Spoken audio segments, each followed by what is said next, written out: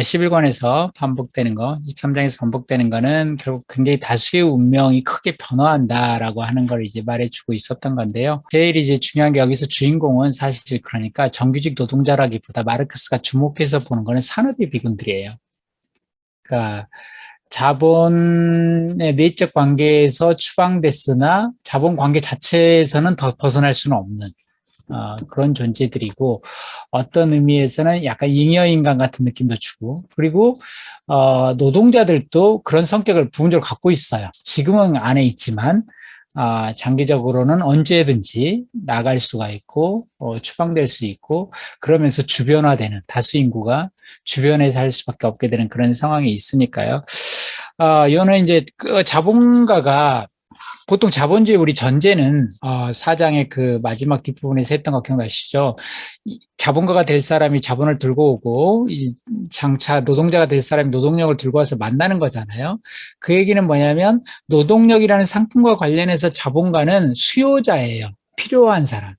그리고 노동자는 노동력을 공급하는 사람이에요. 그러니까 노동자 계급이 노동력의 공급자이고 자본가 계급이 수요자이고 그렇게 이제 주류 경제학에서 많이 말하는 마르크스도 말하는데 가격이라고 하는 것은 수요와 공급에 따라서 형성되게 되어 있는데 문제는 뭐냐면 산업예비군의 존재는 자본가 계급이 열었다 닫았다 할 수 있는 수급을 조절해가는 장치로서 기능을 하기 때문에 자본가 계급이 공급에도 일정 부분 영향을 미친다는 거예요. 그 공급 자체는 완전히 노동자한테 맡겨져 있고 수요는 완전히 자본가 계급한테 맡겨진 게 아니고 노동력을 얼마나 공급하고 불필요할 때 어디로 빼내고 항상 예비로 있는 노동력이 존재하기 때문에 수요 공급에 따라서 가격이 딱 결정되면 원래는 중간에서 뭐가 정해져야 할 것 같은데 공급에도 자본가가 영향을 미치기 때문에 항상 수요 공급이 딱 일치하는 그 선이 가운데 지점이 아니고 자본가 계급한테 꼭 이로운 쪽에서 결정이 난다는 거예요. 이게 이제 하나의 예로서 뭐 중요한 것이지만 말을 한 것인데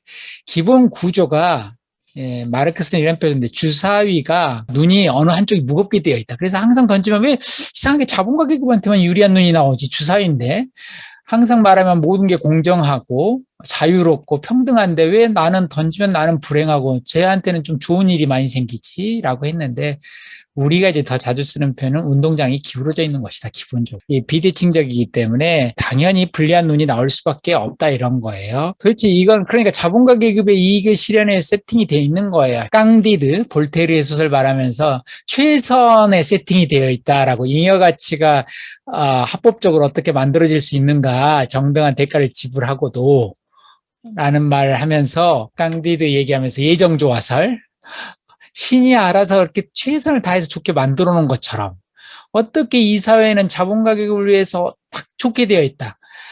잉여 가치 위해서 노동력이 알아서 딱 맞게 공급되게 되어 있고 때마침 또 가난에 내몰려서 팔지 않으면 안 될 사람들이 존재하고 그랬었는데 그래서 노동력을 했는데 또 노동력이라는 상품의 특성상 대가를 지불해도 더 잉여 가치를 낳는 상품이 나와서 와 자본가는 축복받아왔나 했는데 또 그 뒤에 그렇게 해서 축적을 계속 쌓다 보니까 하면 할수록 더 유리한 환경이 만들어지네. 생산력이 늘고 자본 축적이 일어나니까 이제 잉여 노동력들이 마구마구 생기고 산업외국이 되는데 이게 또 유리하게 작용하네.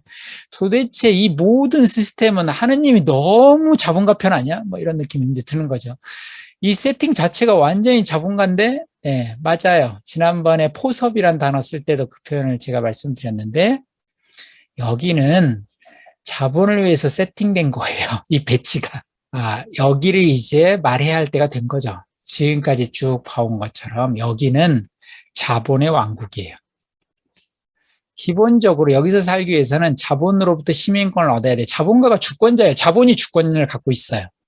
그렇기 때문에 시민권을 얻으려면 이 주권자로부터 승인을 받아야 돼. 그 얘기는 뭐냐면 노동력의 상품성을 인정받아야 돼요.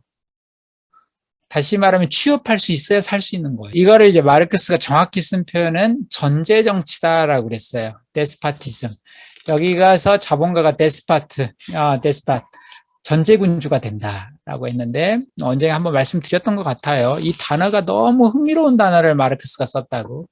이 데스파티즘 그냥 이 김수행 선생님 번역본은 이게 전제정이라고 번역을 안 한 것 같아요. 독재라고 번역했나? 자본 독재. 뭐 독재도가 있는데 데스파티즘은 전제정치이고 이 전제정치란 마르크스가 단어를 쓴 건 이 사람은 히라버에 고대 그리스에 능한 사람이라서 단어를 그냥 쓰질 않아요.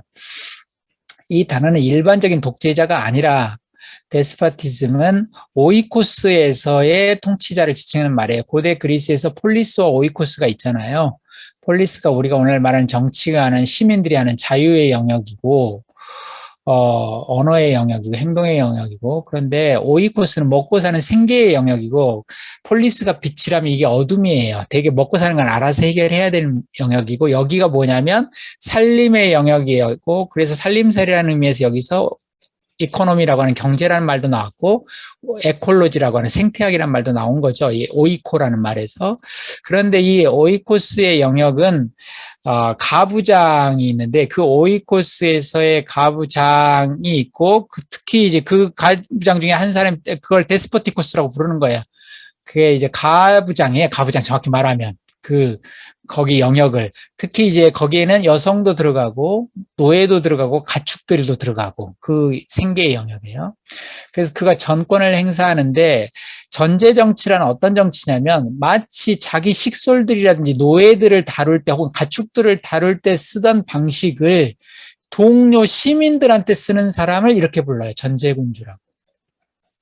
그러니까 전제정치 마르크스가 청년기 때 쓴 글이 있는데 1844년에도 있어요. 모든 전제정치의 비밀은 인간 박탈이라고 인간 멸시. 즉 인간을 동물로 취급하거나 사물로 취급하는 거예요. 그게 전제군주, 전제정치하는 사람들의 특성이에요. 대등한 시민으로 치질 않아요. 그러니까 소위 맨날 용어로 개, 돼지 이런 표현들 막 쓰는데 그렇게 취급하는 거예요. 그래서 원래 데스포티코스는 노예의 주인이란 뜻이고 사람들을 인간인데 비인간으로 다룬다. 노예가 이제 바로 인간이 아닌 것이죠. 그렇게 다루는 사람을 말합니다. 왜 이 얘기를 하냐면 자본주의는 전제정치고 자본의 전제정치란 얘기는 기본적으로 아까 산업외비군도 언제든지 처리 가능한 재료라 그랬잖아요. 처분 가능한 재료라고 불렀고 기본적으로 노동력의 상품화 자체가 인간에서 인격을 빼버린 거예요. 이건 가라타니 고진도 한 얘기인데 오히려 가라타니 고진은 사회주의자라고 생각을 하는데 어떤 면에서 왜냐하면 사람들 모두 목적으로 대하라고 수단으로 대하지 말고 그런데 사람을 수단으로 대하는 게 바로 자본주의라고 왜냐하면 사람을 갖다 쓸 때 노동력으로 쓰거든요. 수단으로. 근데 그 노동력이라고 하는 게 상품이잖아요. 상품은 사람 몸에 담겨 있을 때조차 사람으로 보지 않는 거예요. 그러니까 자본가 것이 될 수 있어요. 그 생산물이. 지난번에 다 설명을 드렸던 것인데요. 그래서 효모처럼 다루잖아요. 그래서 자본가는 내가 효모 사서 내가 만든 거야, 이 맥주. 이렇게 말할 수가 있어요. 실제 노동력을 고입했을 때 사람이 만들게 되면 그 사람 것이 돼버리죠, 생산자가. 그렇기 때문에 기본적으로 자본주의에는 인간을 동물화 혹은 비인간화 하는 것이 있고 그 점에서 자본의 왕국을 전제정치 체제라고 부를 수 있는 거죠. 여기서 노동자는 인격을 부분 박탈 혹은 전면 박탈당해 돼 있는 거예요. 그거를 마르크스가 용어들을 계속 바꿔가면서 더 심화된 용어들을 쓰고 있었던 거죠, 지금까지. 이게 자본주의입니다. 이게 자본의 정제정치고 인구의 절대 다수가 생산인구의 절대 다수가 비인간화된 환경으로 들어가서 자본가에게 처분 가능한 재료가 될 수밖에 없는 어떤 시스템 이대로 두면 그런 경향이 계속 나타날 수밖에 없는 누군가가 제어하지 않으면 그렇게 될 수밖에 없는 시스템이다. 이것을 자본의 독재라고 불러도 좋을 거고 자본의 전제정치라고 불러도 좋다. 여기가 자본의 왕국이다 이런 거죠. 이렇게 해서 끝나는 거예요. 기본 이야기가. 근데 뒤에 가보면 법칙의 예증이라고 하는 절들이 있어요. 이게 페이지를 왕창 늘렸어요. 이게 자본 1권에는 3대 챕터가 있어요. 페이지 많이 잡아먹는 어마어마한 페이지가 있는데 하나가 노동일 다뤘던 그 노동시간 논쟁 다뤘던 것, 또 하나가 그 기계 다뤘던 것, 그리고 여기에요. 여기에는 왜 이렇게 많냐? 다 여기 보면 르뽀 이야기 같은 게 있어서 그래. 사람들의 증언. 노동시간도 막 16 시간씩 일하던 어린 아이들의 증언. 기계에 됐을 때 얼마나 노동시간 연장되고 노동 강도가 세지 않는가에 대한 사람들의 마구마구 증언. 여기에도 자 이렇게 축적되니까 산업의 비군 혹은 실업자들의 처지 이거를 극빈층부터 아예 정말로 노동 능력도 아주 빠져나와서 복지 수혜 대상밖에 안 되는 아주 기저층에 있는 구빈원 입소자부터 시작해서 그 다음에 실업자 그리고 비정규직 그리고 나중에는 귀족노동자라고 불리는 대기업 정규직 노동자 당시에는 조선업이 제일 컸는데 거기 노동자들의 삶까지를 마르크스가 다 그 기사들을 오려 붙여놨어요. 르포르타주 같은 거예요. 너무 처참한 환경들을 쭉 이야기하고 있어요. 사실 오늘 여기서 얘기할 수는 없지만 항상 말씀드리지만 자본이 다른 책과 다른 점은 형식상의 다른 점, 주장도 다르지만 바로 이거예요. 어떤 경제학 책에도 이런 게 없어요. 소위 음성이라고 하는 거 있잖아요. 사람들의 처지를 직접 사람들이 말하는 거. 그래서 공장감독관 보고서가 또 나오고 공중위생 보고서 나오고 아동노동위원회에서 나온 보고서나 이런 보고서들이 계속 나와요. 그리고 농민들은 어떻게 나오고 또 도시 빈민들은 어떻게 나오고 여기 흥미로운 대목도 많아요. 주택가격이 막 오르면서 젠트리피케이션이 일어나가지고 가난한 사람들이 변두리로 막 밀려난 얘기도 나오고 흥미로운 건 주택들을 이제 중개인들이 거래하기 시작했다 이런 표현도 써요. 그러니까 이때 만들어진 거예요. 부동산 중개인. 이 얘기는 뭐냐면 부동산이 이전에는 그렇게 상품 시장이 형성이 안 돼 있었던 거죠. 19세기 이전에는. 아마 장자 상속이 많았을 것이고 기본적으로 뭐 했을 텐데 여기서 부동산이 19세기 상품화됐구나. 그리고 중개인이 거친다는 걸 막스가 신기한 듯이 말하고 있구나. 이게 칼 폴라니가 이제 한 얘기죠. 토지라든지 노동력이라든지 이것이 그 화폐라든지 이런 것이 시장화 전면화된 거, 허구 상품이 시장 전면화된 건 19세기라고. 근데 마르크스의 자본을 보면 그런 걸 읽어낼 수 있어요. 마르크스가 신기하듯이 보는 거. 그리고 불황 노동자들, 유랑 노동자들을 보면 오늘날 이주 노동자들하고 똑같아요.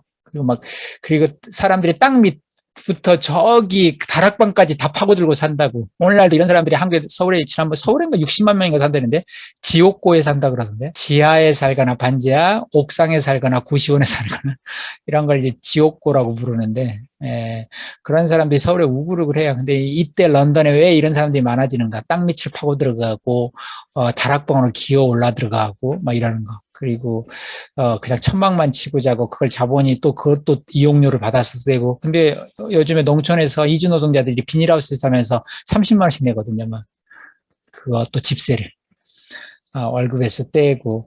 이게 옛날 이야기인 줄 알았더니 찾아보니까 어마어마하게 많아요. 그렇게 막 그 열악한 주거 환경과 사는데 이런 것들이 왜 퍼지는가에 대해서 길게 이야기가 써져 있어요. 근데 여기서 할 얘기는 아니고요. 한번 읽어보세요. 그건 정말로 중요합니다. 당시 르포죠. 그 긴 이야기가 끝나는데 그 중에 딱 하나 얘기만 좀 더 하자면 아일랜드예요. 아일랜드가 한 챕터가 따로 있어요. 이게 왜 중요하냐면 산업예비군도 있고 이건 이제 주변화되어 있지만 아일랜드는 민족이 통째로 프롤레타리화 됐다는 거예요. 그러니까 이게 식민지화되면 이렇게 되죠. 그러니까 일제시대 때 조선인들은 통째로 프롤레타리아인 거예요. 그러니까 마치 프롤레타리아 혁명 그러면 그래서 식민지 해방의 문제와 노동자 계급의 투쟁, 계급적 해방의 문제가 맞물려서 고려되고 있기 때문에 한번 유심히 볼 필요가 있어요. 이 아일랜드인에 대한 분석은. 왜 아일랜드를 프롤레타리아의 다양한 노동자들, 농민들이 사례를 다 분석한 뒤에 왜 아일랜드인만 따로 했을까? 사실 이 구성은 영국 노동자계급의 상태 보면 엥겔스가 그렇게 아일랜드인을 따로 빼놨어요. 근데 마르크스도 그 형식에서 이게 좀 독특한 문제구나. 왜냐하면 이렇게 노동자계급으로 바로 환원할 수 없는 문제가 있구나라는 걸 알게 된 거죠. 잉글랜드에서 식민지화된 아일랜드인. 그래서 먹고 살기 위해서 영국 왔는데 영국 노동자계급에서도 가장 최하층을 형성하는. 왜냐하면 노동자이기도 하지만 식민지인, 그러니까 피식민지이기도 하니까. 그래서 들어온 이민족들이고, 그래서 가장 프롤레타리아의 아래 계단을 차지하고 있는 사람들, 이들을 이제 분석을 하고 있어요. 그런 의미에서 이제 제가 아까 산업예비군이라는 건 테두리에 있는 거라고, 주변에 있는 거라는 표현을 썼는데, 이 두 가지 성격, 민족 통째로 차별받는 거랑 계급적으로 차별받는 것이 겹쳐 있는 것이 아일랜드입니다. 근데 이 아일랜드 사례가 이 챕터하고 관련해서 들어갈 만한 이유가 하나 있긴 있어요. 아까 상대적 과잉인구 얘기할 때 아일랜드가 가장 극명하게 보여주거든요. 아일랜드는 대기근으로 인구의 30%가 실제로 절대적으로 줄어요. 그런데 상대적 과잉인구 현상은 나타나요. 무슨 말이냐면 실업자들이 많고 도시에 막 배회하는 사람들이 많고 과잉인구 현상이 나타난다는 거예요. 이거는 이제 자본주의. 왜냐하면 대기근이 발생했는데 농촌은 그 와중에도 기계화가 돼가지고 실업자는 여전히 많이 생기는 거예요. 그러니까 인구는 부족한데 여전히 인구는 먹을 것에 비해서 남는 거예요. 그러니까 그걸 하기 위해서 이민들을 가고 미국이나 이런 데로 다 빠져나가고 이런 거죠. 그런 측면에서도 그렇고, 그러나 또 한 측면에서 되게 중요한 건 방금 말씀드린 것처럼 마르크스가 주목하는 것은 식민지 민족 해방 투쟁이라고 하는 거하고 노동자 계급의 투쟁, 중심국가의 노동자 계급 투쟁, 즉 잉글랜드라고 하는 세상에서 가장 선진 산업화된 나라의 계급 투쟁과 그 다음에 아일랜드인이라고 하는 거기에서 식민화된 식민지 민족들의 두 가지 해방이 맞물려 있는, 민족 해방과 계급 해방이라고 하는 문제가 맞물려 있는 곳에 아일랜드인 사례가 있기 때문에 봐야 되는데, 사실 이 챕터의 마지막 대목에 흥미로운 게 있어요. 그 문장이 아마 그 늙은 여왕이 바다 건너에서 생겨나는 젊은 왕국의 공화국 때문에 되게 뭔가 그 공포에 떨 거라는 식으로 이렇게 문장이 끝나고 하고 있어요. 그 저번에 마지막 단락이. 그런데 그 젊은 공화국이 아일랜드인을 뜻하고, 바다 건너 아일랜드이라는 게 미국에 일단 우리나라 따지면 의열당 같은 거예요. 페니안 협회라고 그 아일랜드 민족해방단체인데 무장투쟁도 하고 잉글랜드에도 파고들어 있고 또 독립기금을 막 미국 같은 데서 모아가지고 보내주기도 하고, 이민 간 사람들이. 이 페니안 협회인데 페니안단에 굉장히 마르크스가 관심을 많이 갖게 됐어요. 자본 쓰는 동안에 65년에. 이게 직접적 계기는 물론 아일랜드에 계속 투쟁도 있었지만 식민지 해방 투쟁이 일어나니까 계속. 근데 마르크스의 큰딸 예니가 그때 이제 잡혀 들어간, 우리로 따지면 누굴까요? 뭐 안중근이든 누구든 하여튼 김원봉이든 누가 잡혀 들어갔는데 그 사람이 안에서 혹독한 고문도 당하고 잉글랜드 감옥에서 그랬는데, 그 사람을 석방하라고 하는 글을 계속 쓰고 운동을 했는데 이게 대중적 반향을 너무 크게 일으켰어요. 그래서 여러 모임에서 예니를 부르고 이야기하고, 그래서 그 예니의 운동에 마르크스 참가합니다. 그래서 아일랜드인 그 감옥에 갇힌 사람, 유명한 그 지도자가 있는데 그 사람 석방 운동을 계속해요. 그래서 그 사람 결국 석방돼요. 그 예니의 영향으로. 그 당사자는 잘 모르는지 모르지만, 어쨌든 매우 아일랜드에 그 투쟁을 하고 일요일마다 그 런던의 공원에서 그 시위가 있을 때 마르크스가 갑니다. 그러면서 중요한 생각을 하나 하게 돼. 뭐냐면 마르크스는 옛날에 어떤 생각을 했냐면, 세상의 혁명은 1850년대까지만 해도 세상의 혁명은 중심국가에서 일어난다고 생각했어요. 유럽에서 일어난다, 혁명은. 그것도 영국 같은 데서 일어난다고, 선지 자본주의가 가장 발달한 데서 이 혁명이 일어나야 한다고 생각했어요. 그게 세계를 이끌어가는 기관차 파트라 여기서 혁명을 일어나야 식민지인들도 해방될 수 있다고. 그게 인도 문제에 대해서도 할 때 얘기하고 중국 문제에 대해서 얘기할 때도 마르크스는 항상 그랬어요. 그들의 해방층이 되게 중요하지만 결국은 어쨌든 제1세계인 그 선진 유럽에, 영국 같은 곳에서 혁명이 일어나야 되고, 거기서 프롤레타리아가 권력을 잡아야 다른 약소 민족들의 거기도 해방시킬 수 있다고. 일종의 뭐라 그러죠? 낙수 효과 같은 거죠, 혁명에. 이런 건데, 마르크스가 엥겔스한테 편지를 보냅니다. 자본 쓰고 나서 1권 초고 쓰고 나서 69년에 엥겔스한테 내가 틀린 것 같다고. 뭐라고 편지를 그대로 썼냐면, 나는 오랫동안 영국의 노동자 계급이 우위를 차지해야 아일랜드 체제를 바꿀 수 있다. 아일랜드 체제를. 이렇게 생각을 오랫동안 해온 사람인데 쭉 고민을 하고 공부를 해보고 나서 이제야 깨달았다고. 그 반대가 진실이라고. 아일랜드가 해방되지 않는 한은 영국 노동자 계급이 혁명할 생각을 안 해요. 무슨 말이냐면 아일랜드 착취에 같이 가다며. 이를테면 일본의 노동자 계급이 일본이 조선이나 만주를 착취하는 그 떡고물을 나눠 먹기 위해서 협력한다고 오히려. 그리고 또 약한 애들과 더 거리를 두려고 해. 아일랜드가 전복돼야, 그리고 거기에 혁명의 지렛대를 대서 혁명을 일으켜야 영국에서도 그렇고 영국도 바뀔 수 있다. 라고 한 거예요. 그게 자본의, 지금 우리 읽은 챕터의 마지막 단락에 새로운 젊은 공화국 아일랜드가 늙은 여왕의 나라 잉글랜드를 바꿀 수 있다라는 희망이 피력된 문단인 거예요. 그 문단이. 근데 그리고 이때부터 강의도 많이 하고 페니언 거기단에 되게 기대를 많이 걸었어요. 마르크스가 실제로도. 그리고 아일랜드에서 정치, 경제 요 파트 강의도 많이 했었고요. 자, 이게 혁명의 지렛대를 옛날엔 중심에 뒀어야 된다고 생각했는데 중심에서 먼 곳에 둬야 된다고 이제 생각을 하게 된 거예요. 그래야 여기를 더 크게 바꿀 수 있다고 생각에 도달을 하게 된 거고, 근데 이게 꼭 나라만일까? 중심국가, 주변국가만의 문제일까? 한 사회 안에서도 저는 그렇게 생각해요. 이를테면 중심 노동자들 있잖아요. 제가 옛날 미국에서 아큐파이 월스트리트 할 때 어디 워크숍을 갔는데 워크숍에 들어갔더니 그 이주민 노동운동을 오랫동안 조직했던 분이 그 강사로 나와서 강의를 하는 걸 쭉 들었는데 이 사람은 미국 그 뉴욕이나 그 캘리포니아인가 이쪽에 식당들이라든지 이쪽에 노동자들 식당 노동자들 많이 조직을 해봤는데 이게 미국의 식당들이 인종적으로 굉장히 분할되어 있다는 거예요. 홀은 에이시안들이 많고 주방에는 히스패닉들이 많고 주 오너는 백인들이고 이렇게 되어 있는데 이 종업원들이 서로 연대가 정말 어렵다는 거예요.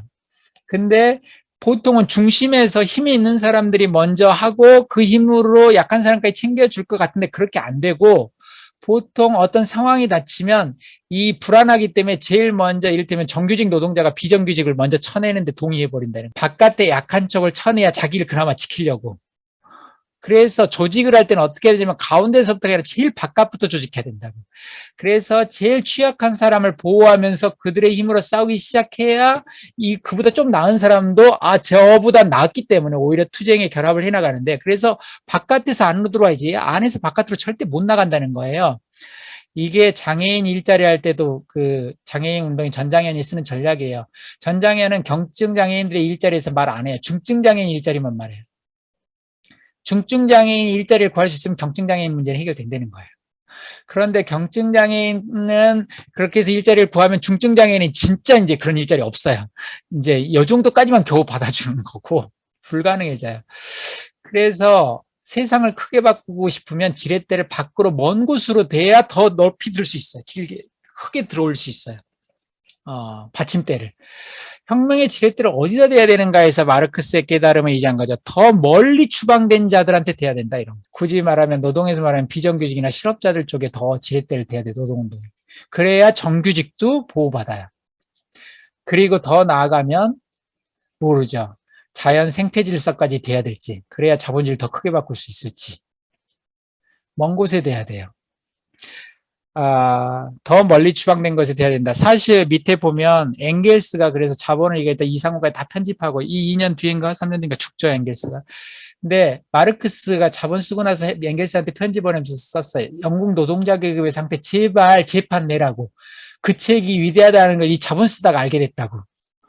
바로 방금 봤던 그 르포르타주 기사도 그렇고 이 산업의 비군에 대한 아이디어도 다 여기서 온 거예요. 영국 노동자급의 상태라고 엥겔스가 20대 때 썼던 거 1845년에 썼던 거 그걸 20년 뒤에 마르크스가 처절하게 깨달았고 그걸 굉장히 많이 고치고 그러면서 자네한테 너무 큰 영향을 받았다고 쓰기도 했어요. 그러면서 재판을 꼭 내라 그랬는데 엥겔스가 무지 바빠요. 조직 일도 해야 되고 포도주도 좋아하고 뭐 여기저기 뭐 좋아하니까 싸돌아다니기도 하고 말 타는 것도 좋아하고 또 공장 일도 마르크스가 돈 안 버니까 돈 버는 일도 해야 되고 너무 바쁜데 또 결정적으로 마르크스가 죽는 바람에 자본 원고를 다 해야 되니까 시간이 없었고 3권까지 마치고 드디어 자기 책에 재판을 내는데 재판을 새로 쓸 시간이 너무 없다고 그러면서 쓸 시간 없고 서문만 다시 한 장 딸랑 붙여서 책을 내요.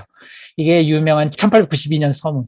근데 이 서문에 뭐라고 썼냐면 여기에 노동귀족이란 말을 처음 썼어요. 이게 그래서 노동귀족이란 말이 그다음부터 걸리는데 주류 노동자들이 임금 인상 그것만 하고 자기 노조만 챙기고 비정규직이라든지 실업자들이라든지 일적으로 신경도 쓰지 않고 그래서 소파 사회주의자가 됐다고 소파에서 거래만 하는. 그런데 그나마 다행인 것은 내가 뭔가 말하고 싶었고 싸우고 싶었던 나와 마르크스가 했던 것이 런던의 이스트엔드에서 다시 살아나고 있다는 걸 보고 너무 좋다. 주류 큰 공장에서는 사라져가고 있는데 그게 뭐냐 이스트엔드가 뭐냐면 오늘 어떤 빈민가들이에요. 되게 못 사는 동네 런던의 이스트엔드가 당시에. 그런데 웨스트 쪽이 잘 써. 이스트엔드가 못 사는 쪽인데 거기 보니까 거기에서 굉장히 가난한 사람들, 실업자들, 미숙련자들, 비정규직 노동자들이 서로서로 조직하기 시작했고 그들이 자기들의 목소리를 내려고 돕고 뭔가를 만드는 걸 봤다라고 그랬어요. 내가 이걸 봐서 너무 다행이라고. 내가 이걸 보고 나서 내 생전에 이걸 봐서 내가 사실 죽음이 임박했다는 걸 본인도 아는데 내가 이걸 보고 죽게 돼서 너무나 기쁘고 자랑스럽다고 하고 쓰고 죽었어요. 이거는 정말 노동자들이 생각해야 될 것이 많아요. 이 이야기가 뭘 의미하는지에 대해서. 이 자본이라는 책이 무슨 책인지를 읽어보지도 않고 막 말하는 사람들이 있어요. 이 책은 분명히 노동자로 상징되는 사람들, 프롤레타리아들에 대한 이야기, 그들의 운명에 대한 이야기, 이 사회에서. 자본 축적과 더불어서 일어날 수밖에 없는. 그런데 거기서도 굳이 가르자면 더 바깥에 있는 사람들이 관한 이야기예요. 여기에 지렛대를 대야 된다고 말하는 이야기예요. 다 끝났는데요. 지난번에 선고가 내릴 거다 뭐 이런 얘기를 했는데 이 책이 마지막에 호라티우스의 시로 끝나요. 로마 시인의 호라티우스라는 시인의 시를 끝났는데 이런 문장으로 끝나죠. 가혹한 운명이 로마인들을 괴롭히도다. 혈육살해의 죄악이 벌어졌으니. 왜 이렇게 로마인들이 운명이 결국 가혹해졌는가? 혈육을 죽여서 그렇다. 로마란 나라가 세워질 때 로물루스하고 레무스가 있었는데 레무스가 로물루스의 그 울타리를 넘어가다가 잡혀서 죽였는데 로마란 나라가 동족, 형제를 죽이면서 만들어진 나라다. 그러니까 이 시가 요 두 구절만 있으면 이 느낌이 안 오는데 원래 더 긴 식구예요. 앞뒤 식구를 보면 왜 마르크스가 이 식구를 인용했는지 알 수 있어요. 거기 보면 로마인들이 굉장히 자부심을 갖고 잘 나갔는데 언제부턴가 두려움에 빠지게 있고 로마의 운명을 이제 걱정하기 시작했어요. 무슨 말이냐면 정복전쟁을 하면서 계속 사람을 죽이고 영토를 넓혀갔는데 이걸 언제까지 할 수 있을까라는 생각이 불현듯 들기 시작하고 그러면서 그 호라티우스가 그런 sen에서 어떤 동물들, 짐승들도 동족을 잡아먹거나 죽이지는 않는다고. 그런데 로마인들은 인간을 죽여왔다고 지금까지 다른 이민족이라는 얘기죠. 영토를 넓혀왔다고. 그런데 이제는 이 칼을 멈출 수가 없다고. 자기가. 그런데 본인들은 예감한다고. 이 칼 때문에 결국 죽게 될 거라는 거. 로마가 멸망할 거라. 그 식구에 있는 거예요. 왜 우리는 이걸 놓을 수가 없는 이 가혹한 운명. 우리는 이 칼에 의해서 결국 죽을 수밖에 없는 운명에 놓이게 됐는가. 그걸 알면서도 왜 못 멈추는가라고 하면서 애초에 이 나라가 형제를 죽이면서 시작돼서 저주를 받은 거다. 이런 거예요. 식구가. 그런데 왜 이걸 여기다 써놨느냐. 자본주의가 어떤 의미에서는 인간이 인간을 잡아먹는 체제라는 거예요. 식인 체제라고. 사람이 사람의 피를 이렇게 빨 수가 있나? 인간이. 라고 하는 것이고 이것은 동족 살해의 죄다. 혈육 살해의 죄고 자본주의는 이 축적을 멈추지 못해. 왜 멈추지 못하냐? 이대로는 영원히 갈 수 없고 당장 세계 경제가 이렇게 가다가는 뭐 지구 온난화든 뭐든 간에 더 이상 성장할 수 없고 위험할 텐데 더 이상은 왔을 텐데 왜 못 멈추냐? 멈추면 지금 망하거든. 안 멈추면 몇 년 뒤에 망하는데 멈추면 지금 망하기 때문에 못 멈춘다는 거예요. 그래서 알면서도 계속 갈 수밖에 없다. 저주받았다. 이 시스템이 혈육살해의 죄를 지고 있기 때문이다. 그래도 망해도 싸다. 에이 망해버려라. 이런 저주로 이 책을 끝낸 거죠. 마르크스가. 이게 축적 법칙의 끝이에요. 여기까지입니다. 다음 시간에는 이제 프리퀄. 도대체 이 혈육살의 이야기가 어떻게 시작됐는가? 로물루스가 레무스 죽인 이야기에 관한 거예요. 말하자면 이 자본주의는 처음에 어떻게 시작됐을까? 프리퀄 드라마를 할 거예요. 자본주의를 전제한 상태에서 축적에 관한 이야기는 오늘로 끝이에요. 다 끝났어요. 여기가 자본의 끝이에요. 자본론 1권에. 다만 외전으로 나는 프리퀄도 읽어볼 거야 하면 다음 시간 한 권이 더 남아 있습니다. 수고하셨습니다. 일단 이렇게 끝나는구나. 자본 1권이. 자본주의 생산 양식이 지배하는 사회에서의 부는 어떤 것이 좀 신기하지 않냐로 시작되는 한 이야기가 끝난 거예요. 드디어. 여기가 끝이에요.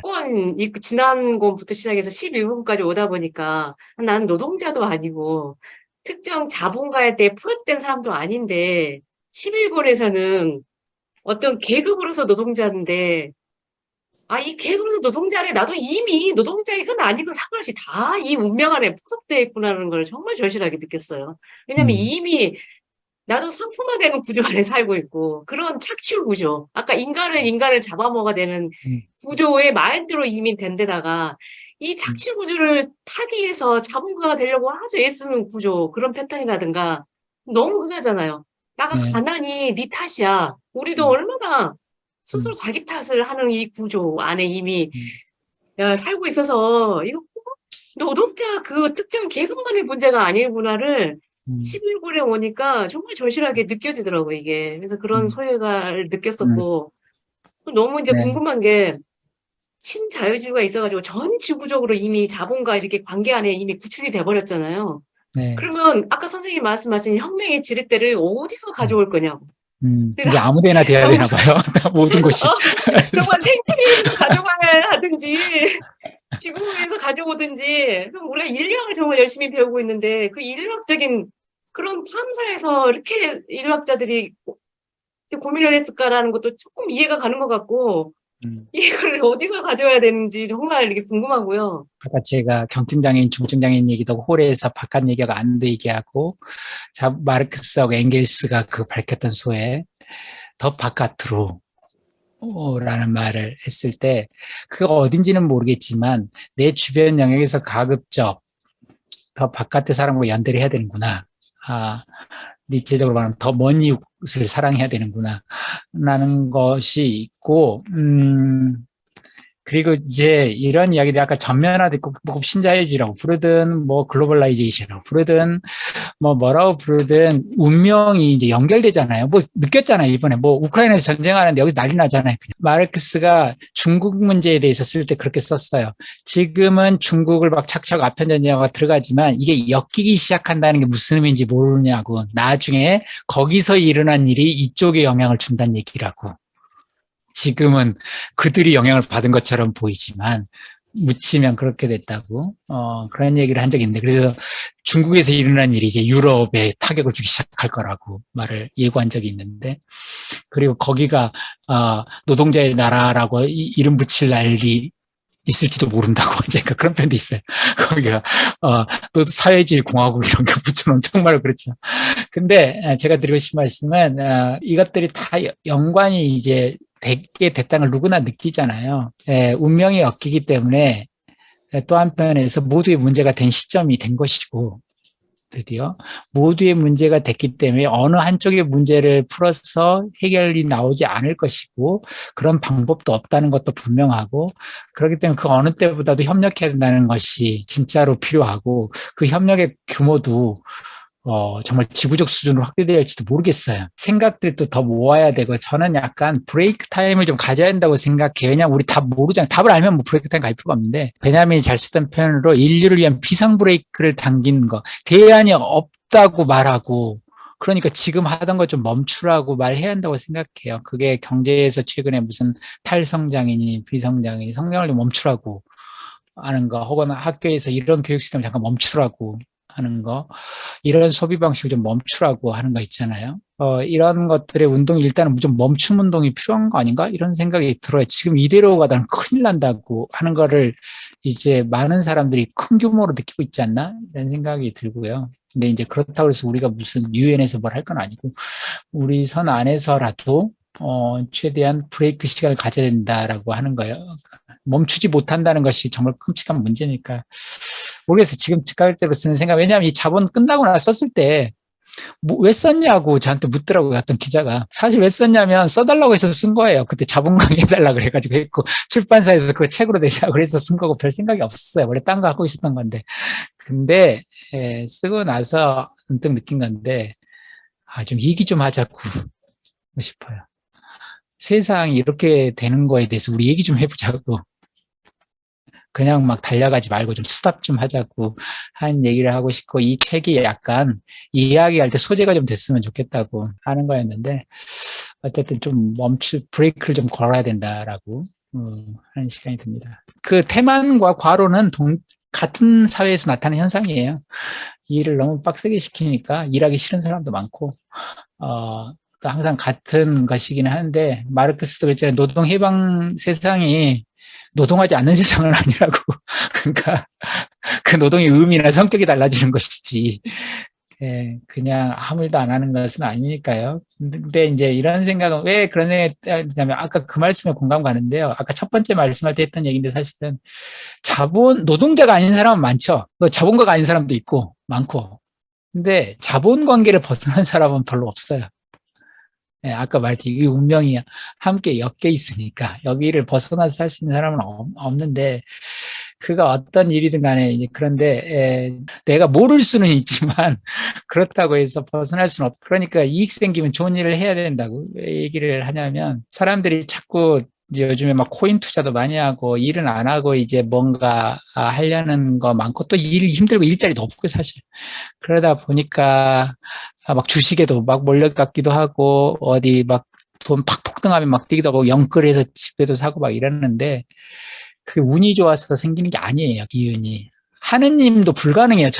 돈을 저한테 하느님이 공돈을 줬다. 그래도 그 돈이 실제 가치가 실현되는 순간 어떻게 실현되는지 아세요? 인플레 효과가 미세하게 발생해요. 전국적으로. 그걸로 제가 이득을 보는 거예요. 그 얘기는 인플레 효과가 발생했다는 건 딴 사람들은 그만큼 가치가 줄어들었다는 얘기가 총량이 늘었으니까. 그래서 공짜로 누가 돈을 줘도 사실은 다른 사람들로부터 미세하게 뽑아낸 거예요. 다. 규모가 하도 커서.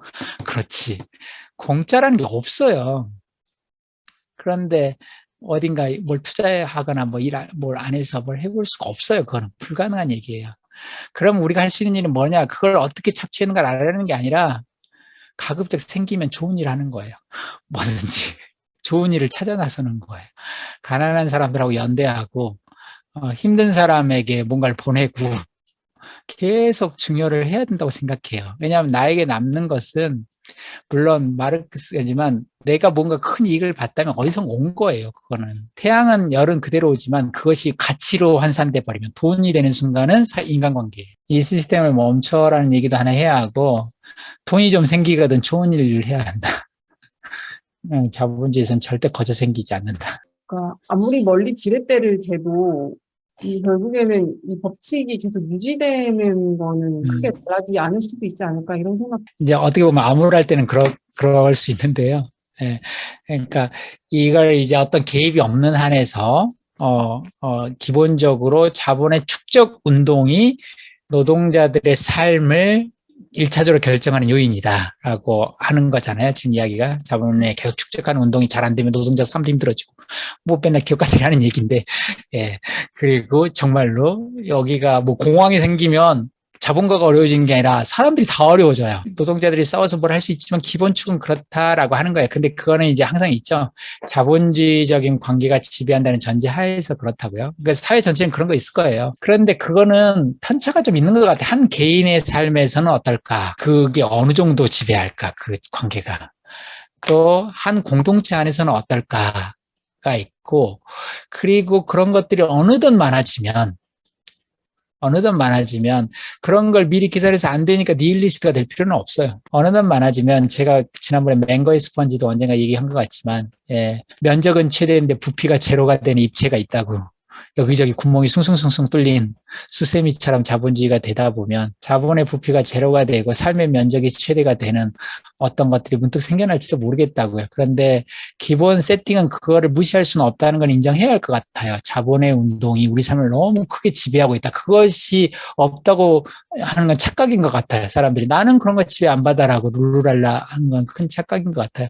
그걸 인정하는 한에서 그리고 그 축적 운동이 우리를 굉장히 지배한다. 그러나 막스 이제 법칙처럼 말했지만 그거는 사실은 어떻게 하느냐에 따라 달라질 거라고 생각해요. 근데 이제 1차적으로 그렇다는 걸 인정하는 한에서 그럼에도 불구하고 사람들이 자기 삶에서 그리고 자기 공동체에서 그 관계의 비중을 어떻게 조절하느냐에 따라서 그리고 그런 공동체가 얼마나 많아지느냐에 따라서 다를 수가 있고, 네, 이 책은 어떤 의미에서 굉장히 안 좋아진다를 하기 위해서 이렇게 쓰긴 썼지만, 예, 예, 혁명의 논리는 또 자본의 논리하고 또 다를 수도 있으니까요. 그러네요. 아까 말이 한편에서는 규정력을 말했지만 또 한편에서는 참 허무하다 그럴까.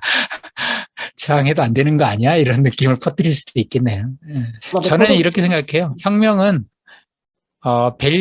이밸류에이션이 달라지는 걸 혁명이라고 생각해요. 그러니까 가치 있는 것이 가치 없어지고 가치 없는 것이 가치 있어지는 거. 그것이 세상이 뒤집힌 거라고 생각해요.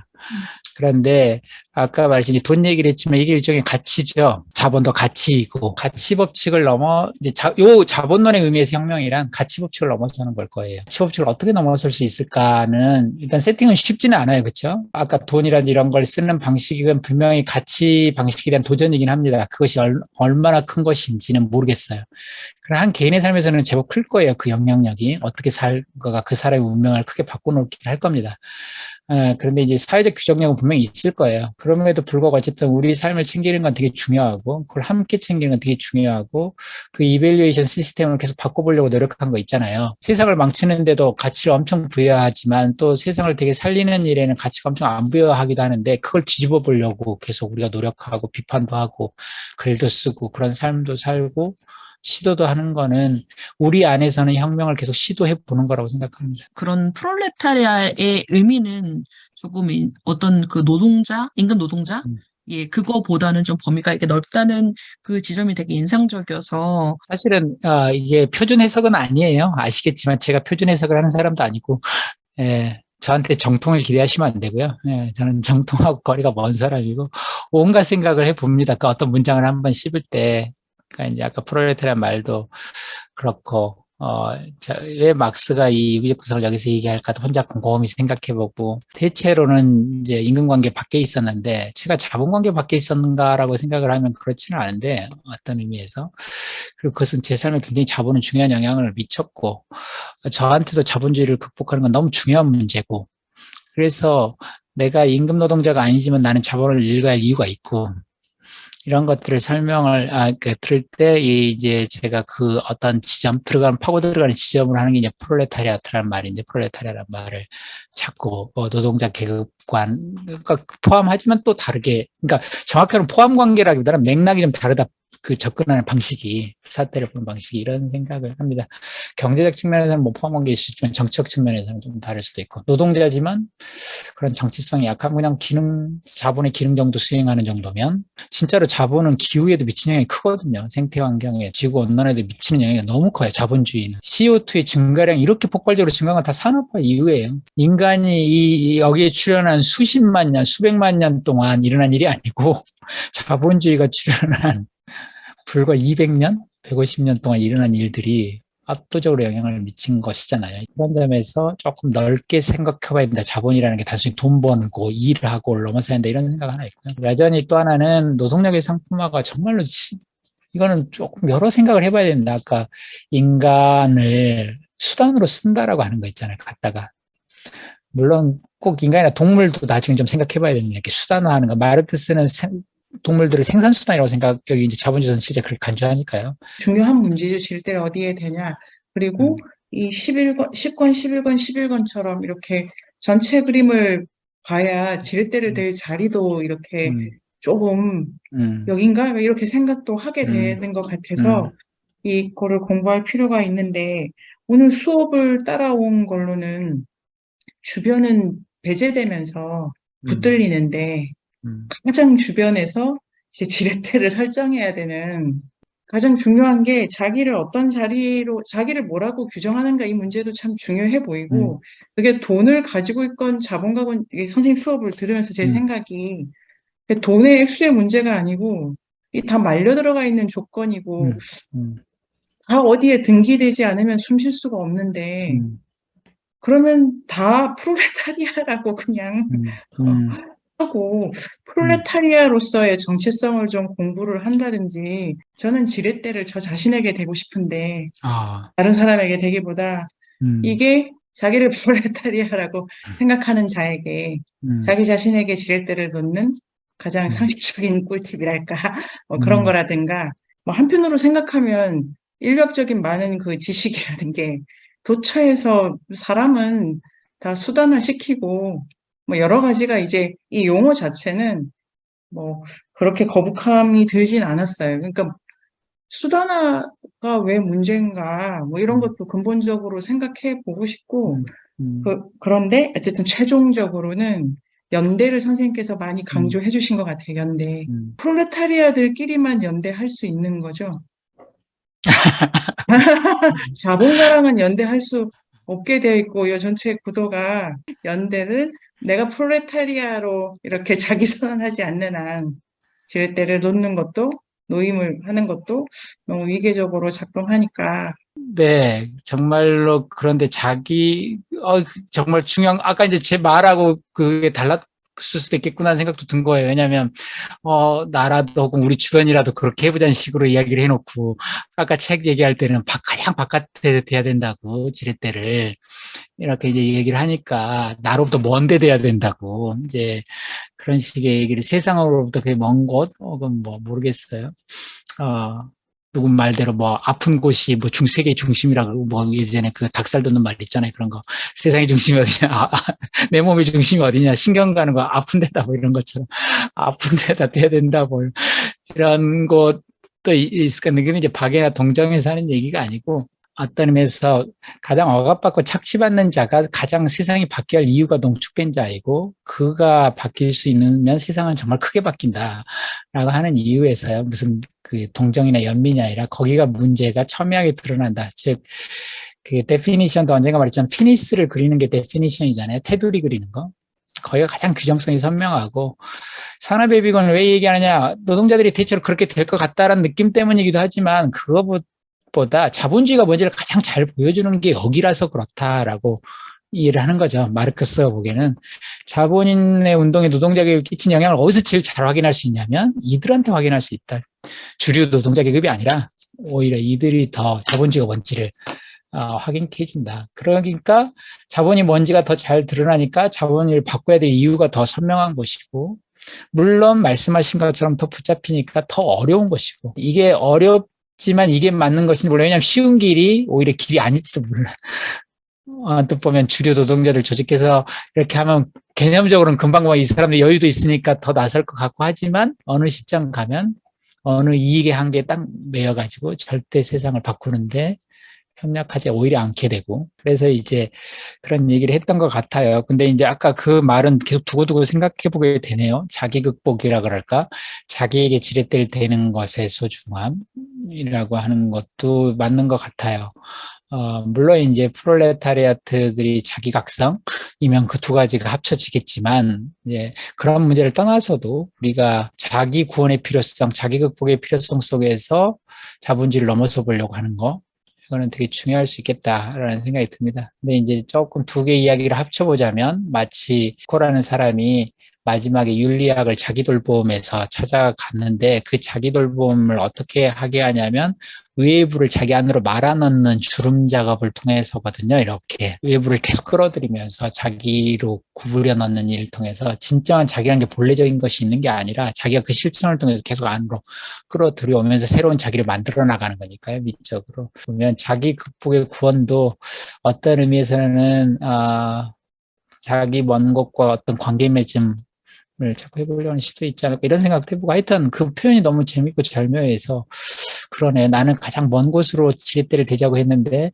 자기로부터 대자니까 또 그 말도 또 성립을 하는 것 같아서 머릿속으로 그냥 온갖 생각이 마구마구 듭니다. 정리 안 된 이야기를 자꾸 했고요. 연대 얘기는 자본에 계속 나오는 것이 사실은 어떤 의미에서 노동자들의 힘이라는 게 동료 같은 처지에 있는 사람들의 힘인 거죠. 그래서 마지막에도 아마 12권에도 자유권 중에 가장 늦게까지 인정을 안 했던 게 결사의 자유라고. 왜냐, 결사의 자유가 제일 무서운 거라서 그렇고 힘이 제일 센 거라. 없는 것들은 아무 힘도 없는데, 없는 것들이 존재하는 것만 갖고도 힘을 갖는 게 연대인데, 그거를 막으려고 결사의 자유는 초기의 다른 자유들보다 한 500년 늦게 인정받았다고. 근데 결사의 자유 인정하기 전에도 사람이 함께 다니면 밤길도 둘이 다니면 좀 낫고, 원래 결사가 힘을 줬어요. 그 법으로 보장 안 해도. 그리고 결사의 자유를 결국 얻어낸 것도 결사가 만들어낸 거예요. 결사의 자유도. 가장 원초적으로 그것은 함께 한다는 건 되게 중요하고, 프롤레타리아 이번에 자본책 쓰면서 제가 강조하고 싶었던 것은, 마르크스가 생산수단의 박탈 얘기만 많이 하는데 공동체 해체라는 걸 무시하면 안 된다고. 내가 먹고 살 것이 없어도 중요하지만 함께 살 것이 없을 때, 누구도 나를 돌보는 사람이 없고 내가 돌보는 사람이 없게 될 때, 내가 혼자 던져져 있다 할 때 그 위기감은 정말로 끔찍한 것이거든요. 그것이 아마 노동력 상품화의 굉장히 중요한 계기였을 거예요. 반드시 취업해야 된다라고 하는. 그런 점에서 생각해도 마르크스가 좀 덜 강조하고 있는 어떤 것도 좀 강조하고 싶었어요. 진짜 돈 가진 사람과 우리 모든 걸 뭔가를 가졌다고 말해도 우리는 정말 뭔가를 갖고는 있거든요. 그건 되게 중요하다고 생각해요. 저는 우리가 뭔가를 갖고 있다는 생각. 결핍감에 시달리면 진짜 안 되거든요. 뭔가를 해나갈 수가 없고, 뭔가를 가졌다는 생각은 너무나 중요한데, 이제 또 한편에서는 이제 자본주의라고 하는 조건에서 정말 자본을 가진 것과 노동력을 가진 것, 혹은 내가 어떤 재주를 가진 것, 혹은 뭐 그냥 집 한 채 있는 거, 이런 것들의 차이는 너무 커서 한번 그걸 이제 섣불리 그냥 비유적으로는 다 휴먼 캐피탈이고 지식도 자본이고 기본적으로 다 이런 표현들을 씁니다만, 그 비유가 갖고 있는 위험성도 있어가지고 우리가 갖고 있는 것들에 주목하면서, 그럼에도 불구하고 이 자본이라는 체계에서 말하는 자본과는 다르게 움직일 수 있는 어떤 것이 있는 방법이 있다면, 혹은 뭔가 그것에 경계랄까, 이런 거에 사고할 수 있다면, 그게 뭔가는 한번 질문의 대상이 될 것 같습니다. 참, 그리고 정말 조심해야 되는 것이 우리가 자본가 노동자 얘기를 자꾸 하고 있지만 마르크스는 자본가는 자본이라는 것의 인격적 표현물이지 실제 자본가를 말하는 게 아니라고 했던 이유가 바로 있어요.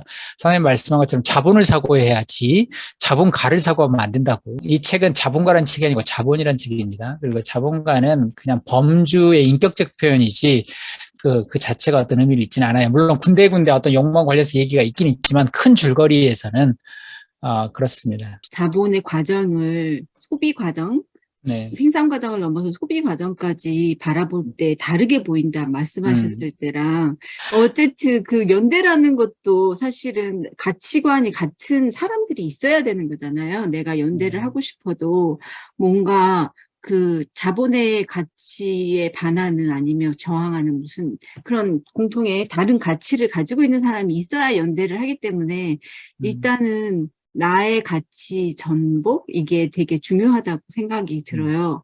풍요 그거 있잖아요. 그 생산력주의 비판한 부분이었는데 많이 쌓아두는 게 막 여기저기 많이 생산하고 많이 쓰고 이게 풍요인가에 대해서 이야기를 해보고 싶은 부분인데, 그러니까 이 책 쓸 때도 항상 그래. 아까 프롤레타리 얘기도 그렇고 뭐도 그렇고 해설은 하지만 대화하는 느낌으로 하고 싶었는데, 물론 이제 또 같이 읽는다는 느낌도 있고, 마르크스에게 내가 도구감을 쓴다면, 그래서 보내준다면 받아보진 않겠지만 나는 이 부분을 조금 더 좋았고, 어떻게 보면 우리 모두가 피해자가 돼버렸다 그럴까? 우리 모두가 왜 이런 시스템에서 이렇게 돼버렸지? 라는 느낌. 서로 힘들게 여러모로. 뒤에 보면 지난 책인가 나왔었죠. 자본가도 이 시스템의 부품일 수밖에 없다고. 어떻게 뭘로 할 수가 없다고. 문제는 다 알지만 못 빠져나온다고. 자본가 노동자 얘기가 아니라 인구의 대부분이 자본관계에서 벗어나기 쉽지 않다고. 네이버 검색창에 인문공간 세종을 검색하세요.